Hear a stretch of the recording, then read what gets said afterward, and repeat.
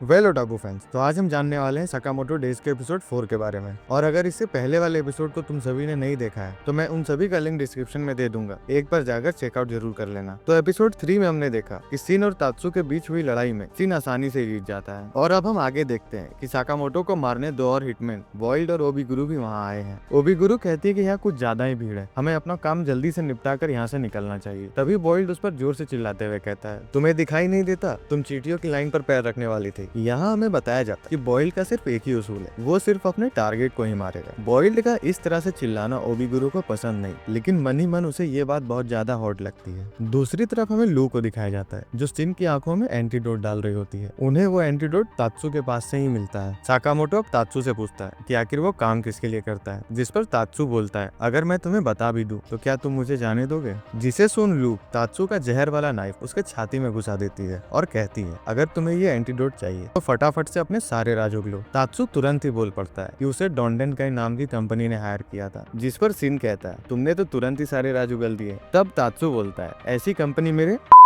और वैसे भी मैं पैसों के लिए काम करता हूँ, मुझे अपनी जान से बहुत ज्यादा प्यार है। वो ये भी बताता है कि वो जेए का मेंबर है, जिस पर लू पूछती है कि आखिर ये जेए है क्या। सिन उसे समझाता है कि जेए का मतलब जापानीज एसोसिएशन ऑफ एसेसियंस है, जो कि एक प्रोफेशनल हिटमैन कंपनी है। और तो और सिन और साकामोटो भी उसके अंदर काम कर चुके हैं। यहाँ तक कि जापान में लगभग 400 से भी ज्यादा हिटमैन प्रेजेंट है। तात्सु अब साकामोटो से पूछता है कि क्या वो सच में द ऑर्डर का मेंबर रह चुका है। साकामोटो उसे कोई भी जवाब नहीं देता, लेकिन उसका रिएक्शन देख वो समझ जाता है कि दी ऑर्डर कोई झूठी अफवाह नहीं बल्कि सच में एग्जिस्ट करती है। तभी वहाँ एओई और हाना आ जाते हैं। उनको अभी भी ये लग रहा होता है कि तात्सु कोई एक्टर है, और सिन मामला संभालते हुए बोलता है कि वो अगले एक्ट की प्रैक्टिस कर रहा है। इसके बाद वो सभी लोग लंच करने जाने लगते हैं। तात्सु अब बड़ी ही हैरानी से पूछता है कि क्या तुम लोग मुझे मारोगे नहीं, जिस पर सिन उसे कहता है, यहाँ हम मजे करने आए हैं, ना कि किसी को मारने। हाना अब तात्सु के पास आती है और उसके हाथ में एक बैंडेज लगाते हुए कहती है, आपने बहुत अच्छा नाटक किया था, और उसे बाय बोलकर वहाँ से चली जाती है। तात्सु अपनी रस्सियों को काटते हुए सोचता है, कहीं ये लोग पागल तो नहीं हो गए। छोड़ो यार, अब मुझे इन लोगों को मारने का मूड नहीं, मुझे बस एक रोलर कोस्टर की राइड चाहिए और वापस मैं अपने घर चले जाना चाहता हूँ। इसके बाद हम देखते हैं कि खाना खाते खाते सिन बताता है कि एंटीडोट की वजह से उसका सर घूम रहा है और वो किसी का माइंड भी रीड नहीं कर पा रहा है। जिसके बाद लू साकामोटो से कहती है कि अब उन सभी को घर चलना चाहिए। तभी वहाँ एओई आ जाती है और कहती है कि तुम तीनों आज कुछ ज्यादा ही अजीब कर रहे हो, कहीं तुम मुझसे कुछ छुपाते नहीं रहे हो। जो सुन तीनों के होश उड़ जाते हैं। इधर तात्सु एक वॉशरूम में जाता है जहाँ उसकी मुलाकात बॉइल्ड और ओबीगुरु से होती है। ओबीगुरु उसे नीचे गिराकर उसके ऊपर बैठ जाती है, जिस पर बॉइल्ड चिल्लाते हुए उसे कहता है, तुम एक अच्छे घर की लड़की हो, अपनी टांगे फैलाकर मत बैठा करो। इसके बाद वो बताते हैं कि उनका भी मिशन साकामोटो को मौत की घाट उतारना है। ओबीगुरु ने अभी तक लेजेंड साकामोटो का सिर्फ नाम ही सुना था, वो उसे सामने से देखने के लिए बहुत ही ज्यादा एक्साइटेड थी। साकामोटो का नाम सुनते ही बॉइल्ड के चेहरे पर इचिंग होने लगती है, जिस पर ओबीगुरु पूछती है कि क्या ये इस कार की वजह साकामोटो है। उसका जवाब देते हुए बॉइल्ड कहता है कि नहीं, वो तो बस गिर गया था तो उसे चोट आ गई थी। दिखने में भले ही ये दोनों किसी सर्कस के नौटंकीबाज लग रहे हो, लेकिन तात्सु इनकी ताकत से अच्छी तरह वाकिफ था। 2 साल पहले बेल्कन सिटी के हादसे में इन दोनों ने मिलकर 200 से भी अधिक लोगों को मौत के घाट उतार दिया था।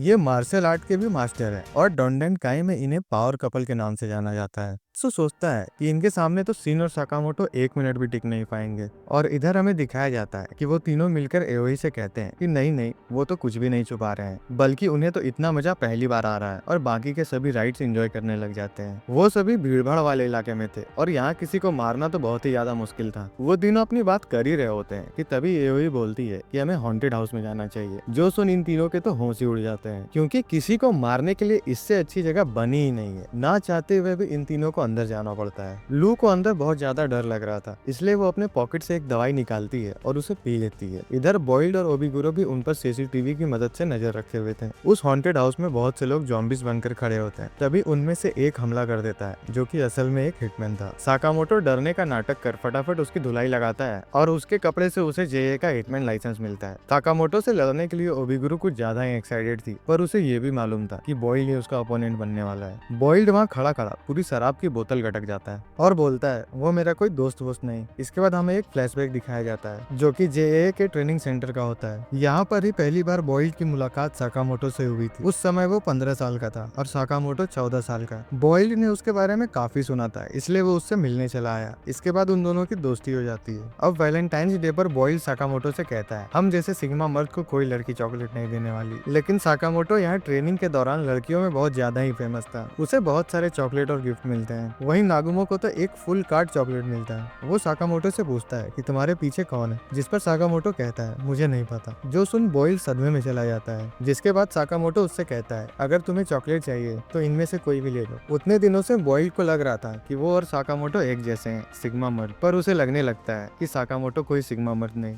ओबिगोरो ये सब सुनने के बाद कहती है चलो इसी बहाने तुम अपना पुराना हिसाब भी चुकता कर लेना, जिस पर बॉयल चिल्लाते हुए से कहता है वो कोई बदला लेने यहाँ नहीं आया। इधर सिन और साकामोटो बारी बारी से सभी हिटमैन को पेल रहे थे और बेचारी लू बहुत ज्यादा ही डरी हुई थी। ये देख सिन उसका मजाक उड़ाते हुए कहता है तुम्हें कुछ हाना से सीखना चाहिए। वो इतनी छोटी होने के बाद भी बिल्कुल नहीं डर रही। लू अब फिर से अपनी दवाई वाली बोतल निकालती है और उसे पी लेती है। सिन जब उसकी बोतल को सूंघता है तब उसे पता चलता है कि ये कोई दवाई ववाई नहीं बल्कि इसमें तो दारू रखी हुई है और ये इतने देर से दवाई बोलकर दारू पी रही है। रास्ते में उन्हें एक बंद दरवाजा दिखता है और लू जो कि पूरी तरह से नशे में है उस दरवाजे को खोल देती है। उसमें से बहुत सारे ज़ॉम्बीज निकलते हैं जिसके कारण वो सभी अलग अलग हो जाते हैं। तभी उसी भीड़ में से बॉयज निकलता है और साकामोटो को एक जोरदार टक्कर मारता है जिसके कारण वो दीवार तोड़ते हुए दूर जाकर गिरता है। अब साकामोटो उसके तरफ एक आईडी कार्ड फेंक कर मारता है जिसे बॉयल्ड आसानी से डॉज कर लेता है। जिसके बाद बॉयल्ड साकामोटो से पूछता है कि क्या मैं तुम्हें याद हूँ, जिस पर साकामोटो कहता है नहीं और अपनी फैमिली के बारे में पूछने लगता है। बॉयल्ड कहता है कोई बात नहीं, आज के बाद तुम मुझे कभी भूल नहीं पाओगे। इतना कहते ही उसके आंखों में आंसू आ जाते हैं। दूसरी तरफ हम एओई और हाना को देखते हैं जो कि बेहोश हो गई थी और सिन को मारने यहाँ ओबिगोरो आ जाती है। लेकिन नशे में टूल लू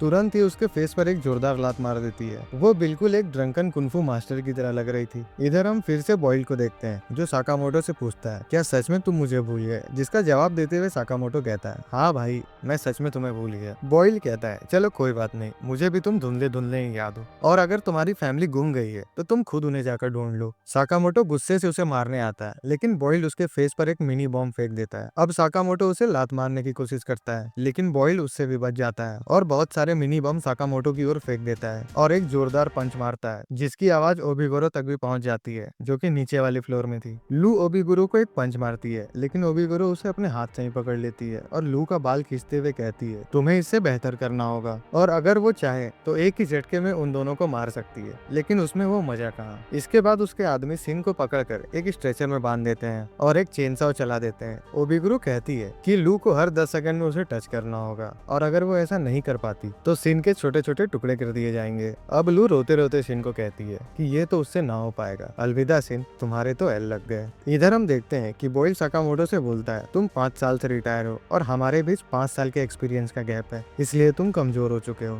साकामोटो फिर से उसे मारने की कोशिश करता है लेकिन बॉयल फिर से उसके फेस पर मिनी बॉम्ब फोड़ देता है। उसके बॉम्ब्स बिल्कुल एक रबर बॉल की तरह बाउंस कर रहे थे। बॉयल्ड कहता है कि मेरे बॉम्ब्स और आरडीपी के सामने तुम टिक नहीं सकते, वो किसी भी एंगल से उस पर अटैक कर सकता है, लेकिन अब क्या, तुम तो इसे भी भूल चुके होगे। अब साकामोटो को कुछ याद आता है कि बॉयल्ड ने नागुमो और उसे एक ग्लव के बारे में बताया था जिसमें वो डायनामाइट डालता और उस डायनामाइट के धमाके से उसकी पंच की स्पीड बहुत ज्यादा हो जाती और इसका नाम उसने रॉकेट डायनामाइट पंच यानी कि आरडीपी रखा था। वो अपने सुपर बॉल्स के बारे में भी बता रहा होता, पर साकामोटो सोचता है कि क्या ये फालतू बकवास कर रहा है। तभी साकामोटो की नजर उसके बॉम्ब के कंपोजिशन फॉर्मूले पर पड़ती है। अब बॉयल साकामोटो से कहता है कि उसे भी उसके जैसा बनना था, तुम्हारे सारे मिशन टॉप क्लास के होते थे, यहाँ तक कि तुम लड़कियों के बीच भी कमाल करते थे, और अब अपनी हालत देखो, तुम कितने कमजोर हो चुके हो, तुम तो अपनी फैमिली को भी नहीं बचा पा रहे हो। इसके बाद वो साकामोटो को एक जोरदार रॉकेट पंच मार देता है जिसके कारण वो बहुत दूर जाकर गिरता है। इसके बाद बॉयल्ड अपना सिगरेट पीने ही वाला होता है कि तभी अचानक उसे एक बहुत भयानक ऑरा महसूस होती है, जैसे कि कोई उसे अभी मारने वाला हो। अब हम देखते हैं कि साकामोटो धुएं से निकलते हुए उन सभी केमिकल कंपोजिशन के नाम ले रहा होता है जिनकी मदद से बॉयल ने अपना मिनी बॉम्ब बनाया था। साकामोटो कहता है मुबारक हो, अब मुझे सब कुछ याद आ गया बॉयल, मैं तुमसे अब पूरी ताकत से लड़ूंगा। और इधर हम सभी देखते हैं कि साकामोटो धुएं से निकलने के बाद अचानक ही बहुत ज्यादा पतला हो गया, वो बिल्कुल पहले जैसा दिखने लगा था। और यहीं पर एपिसोड 4 खत्म होता है। अगर आप सभी को ये एक्सप्लेनेशन अच्छी लगी तो हमारे चैनल को सब्सक्राइब करें और इस वीडियो पर लाइक और कमेंट करना ना भूलें।